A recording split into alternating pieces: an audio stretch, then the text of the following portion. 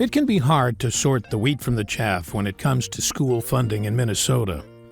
Things were simpler when the first school was built in 1848. Since then, the state and local communities like ours have worked together to find ways to build schools and update them when roofs, walls, and foundations hit the end of their useful lifespan. One of the jobs of our school board is to figure out the best way to build and maintain facilities that are safe and meet the needs of our students.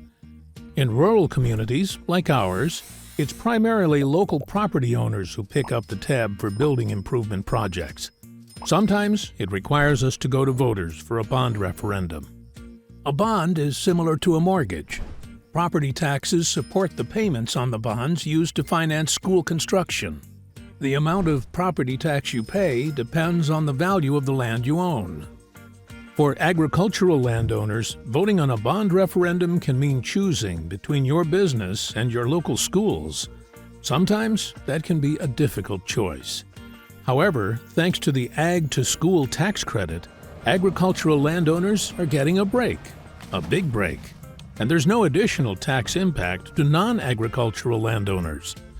You see, with the Ag2School tax credit, the state of Minnesota picks up much of the cost of a local bond referendum that applies to agricultural land. This tax credit is automatically placed on your assessed taxes for the year. No application, no forms, no waiting period. This 70% tax credit applies to most current and future building levies, including all voter-approved bonds.